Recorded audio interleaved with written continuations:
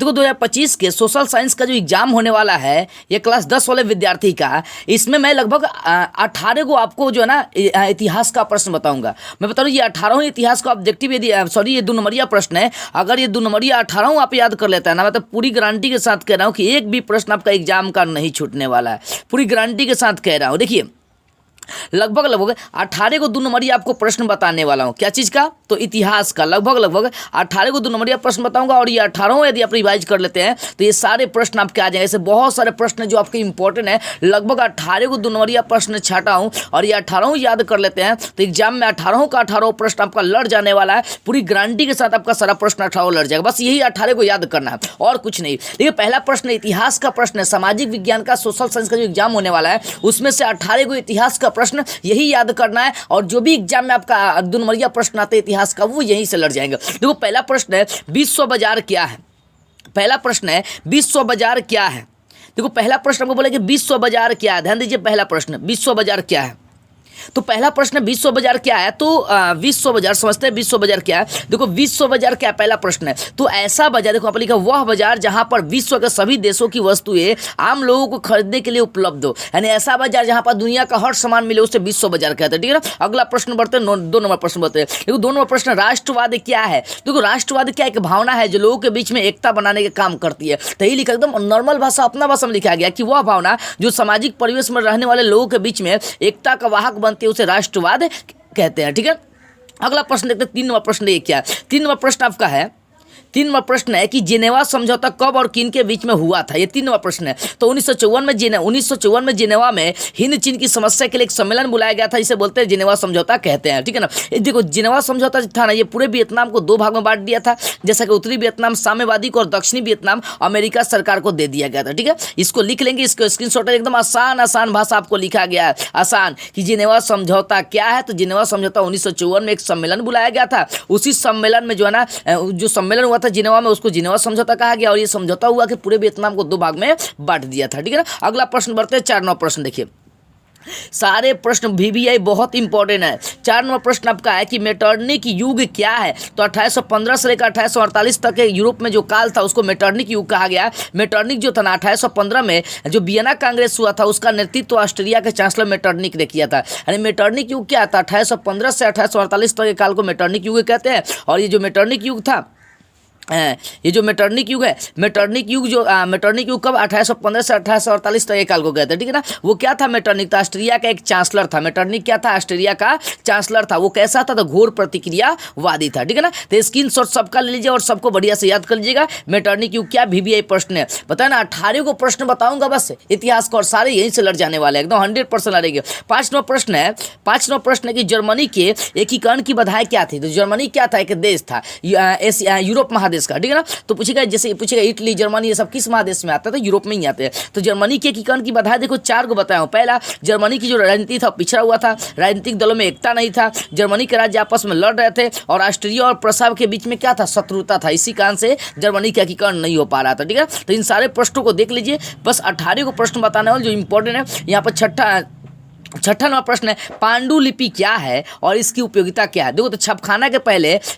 के प्रचलन से पहले हाथ से लिखकर चीज़ों को संग्रहित करने की प्रक्रिया को ही पांडुलिपि कहते हैं। अपने भाषा में इसको चाहेंगे तो लिख सकते हैं कि हाथ से लिखने की कला को ही पांडुलिपि हम लोग कहते हैं। इसकी उपयोगिता क्या है, ये प्रश्न बोला, इसकी उपयोगिता क्या है। तो इसकी उपयोगिता यही है कि किसी भी चीज़ को लिखकर युगों तक उसके बारे में हम लोग छुपा सकते हैं, यानी संस्कृति और सभ्यता को उन्नत बनाने के लिए हम लोग लिखकर उसको किताबों में छुपा सकते हैं। ये उसकी क्या उपयोगिता है। ठीक है। अगला प्रश्न बढ़ते हैं 7 नंबर प्रश्न जो इंपॉर्टेंट है। 7 नंबर आपका प्रश्न यहाँ पर दिया है कि गिरमिटिया मजदूर कौन है, इन्हें विशेषकर किस कार्यों में लगाया जाता था। तो ऐसा मजदूर जिन्हें एक निश्चित समझौता के द्वारा एक निश्चित समय के लिए अपने शासित क्षेत्रों में काम करने के लिए लाया जाता था, उन्हें गिरमिटिया मजदूर कहा गया। जानते हैं गिरमिटिया मजदूर को गन्ना की खेती करने के लिए बोला। गिरमिटिया मजदूर मतलब क्या होगा, मान लीजिए कि आप मेरा गुलाम हो गए तो आपको हम अपने क्षेत्र में लेकर जाएंगे खेती करवाने के लिए। बोल सकते हैं किसी भी गुलाम मतलब किसी भी देश के गुलाम व्यक्ति को अपने क्षेत्र में लाकर काम करवाना ही गिरमिटिया मजदूर कहा गया था। नहीं इनको पैसा समय से दिया जा रहा था, नहीं इनका समय से काम लिया जा रहा था, जब मन करेगा तब काम इनसे करवाया जा रहा था। ठीक है। अगर 48वां प्रश्न देखिए आपका है कि 1848 के फ्रांसीसी क्रांति के क्या कारण थे। तो 1848 में जो फ्रांसीसी क्रांति हुआ था उसके बहुत सारे कारण थे। पहला कारण था लुई फिलिप की नीति की असफलता, दूसरा कारण था मध्यम वर्ग का शासन में प्रभाव, तीसरा कारण था राजनीतिक दलों में संगठन का अभाव और चौथा था समाजवाद का प्रसार। ये 4 ऐसे कारण थे जो 1848 में फ्रांस में क्रांति हुआ था। ठीक है, अगला प्रश्न देखते हैं। 19वां प्रश्न देखिए, 9वां प्रश्न देखिए। 9 नंबर, रॉलेट एक्ट क्या था या रॉलेट एक्ट से आप क्या समझते हैं। तो अंग्रेजी सरकार ने 25 मार्च 1919 को एक अधिनियम पारित किया जिसे रॉलेट एक्ट कहा गया था। रॉलेट एक्ट को जानते हैं ना, 1919 में लागू किया गया था, सरकार लागू करने वाला था। ठीक है ना, तो अंग्रेजी सरकार ने 25 मार्च 1919 को एक अधिनियम पारित किया था, एक नियम लगाया था, घोषणा किया था, उसी को कहा गया था रॉलेट एक्ट कहा गया। इस अधिनियम के अनुसार किसी भी भारतीय को बिना दलील, बिना अपील और बिना वकील के किसी भी समय गिरफ्तार करके जेल में डाला जा सकता है। ठीक है, 10वां प्रश्न था आपका कि दांडी मार्च क्या, इसके उद्देश्य क्या थे। क्या देखिएगा, दांडी मार्च के बारे में जैसे जानते हैं विस्तार से। दांडी मार्च जो एग्जाम के लिए इंपॉर्टेंट और एग्जाम में आता भी है, ये देखो 18 को प्रश्न बता रहा हूँ इतिहास का, ये 18 इंपॉर्टेंट है, इसको याद कर लीजिए। इसी के बीच में आपका इतिहास का जो भी प्रश्न आता आ जाएगा, इसके अलावा कहीं से नहीं आने वाला। देखो दांडी मार्च क्या था। तो गांधी जी 12 मार्च 1930 को साबरमती आश्रम से 78 को अपना शिष्य अनुयायी मतलब शिष्य लेकर दांडी पहुंचकर वहां पर नमक बनाकर अंग्रेज का नमक कानून तोड़ दिए, जिसे क्या कहा गया था, दांडी मार्च कहा गया था। दांडी पहुंचने तक गांधी जी के पास 20,000 से ज्यादा लोगों का समूह था।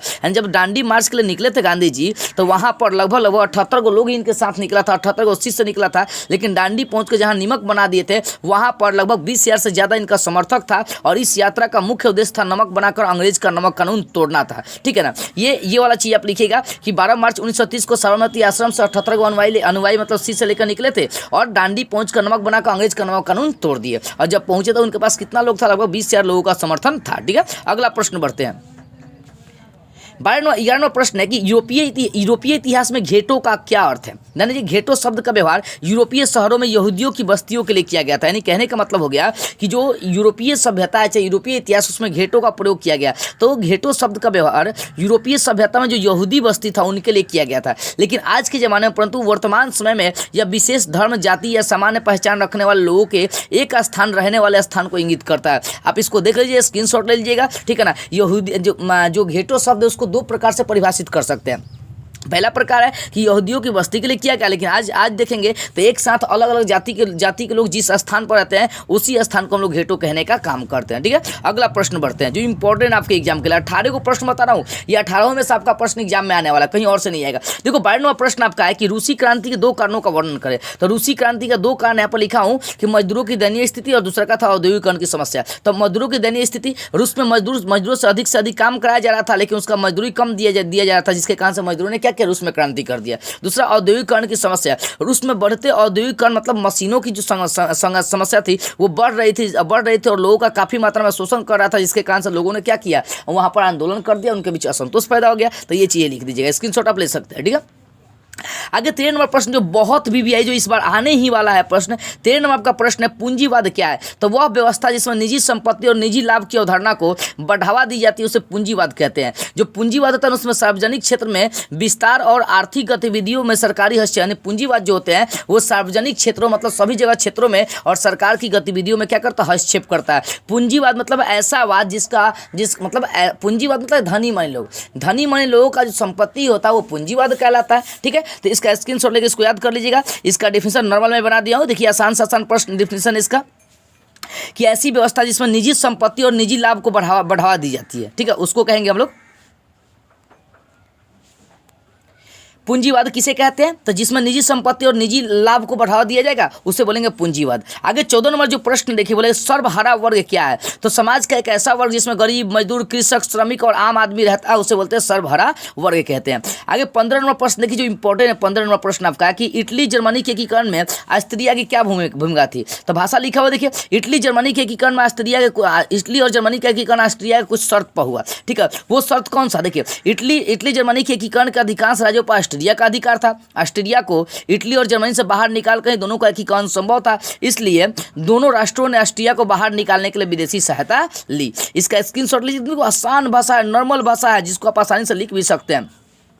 16 नंबर प्रश्न आपका है 16 नंबर प्रश्न है, स्लम से आप क्या समझते हैं और इसकी शुरुआत कैसे हुई? तो छोटे, गंदे और अस्वास्थ्य स्थानों में आवासीय जगह को स्लम या गंदी बस्ती कहते हैं। अगर आ गया स्लम पद्धति क्या है, गंदी बस्ती क्या है, लिखेगा कि छोटे छोटे शहरों में और मतलब जो शहरों में छोटे छोटे, मतलब कहने का मतलब जो गरीब मजदूर लोग होते हैं वो शहरों में जाकर रहने के लिए क्या करते हैं, छोटे छोटे अस्वास्थ्यकर जो गंदी गंदी बस्ती होते हैं वहाँ पर रहते हैं ताकि पैसा बच जाए। तो वही जो जगह है उसी को कहता है गंदी बस्ती या स्लम पट्टी कहते हैं। जब मशीन का आविष्कार हुआ था तो लोग शहर में जाने लगे और वहाँ पर जब गए तो समस्या उत्पन्न होगी, रहने की, आवास की समस्या उत्पन्न हो गई, जिसके कारण से पैसा बचाने के लिए छोटे और गंदी बस्तियों में रहने लगे। इसी को कहा गया था स्लम पद्धति और इस प्रकार से शुरू हुआ था स्लम पद्धति। ठीक है ना, आसान भाषा लिखा, उसको समझ के बनेगा ना तो आसानी से आप बना भी पाएंगे। चलिए आगे देखते हैं। 17 नंबर प्रश्न देखिए, जो इंपॉर्टेंट प्रश्न है 17 नंबर, खूनी रविवार से आप क्या समझते हैं? तो 9 जनवरी 1905 को रूस के लोगों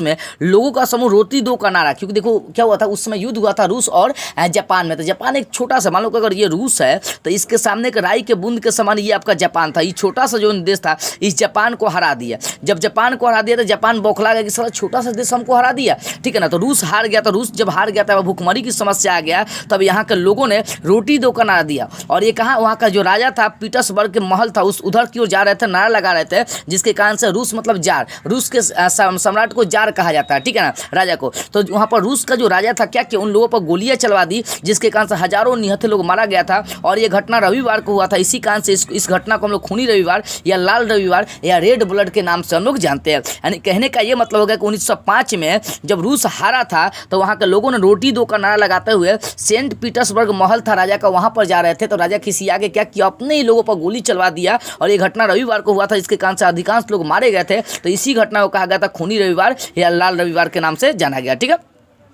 आगे देखते हैं प्रश्न नंबर अंतिम देखते हैं। और ये अंतिम प्रश्न है 18 नंबर। पता था 18 को प्रश्न इतिहास का, और 18 में से आपका एग्जाम में जो भी इतिहास का आता है क्लास 10 वाले बच्चे का यहीं से आने वाला है, 100% यहीं से आएगा। ठीक है, 18 नंबर प्रश्न देखते हैं।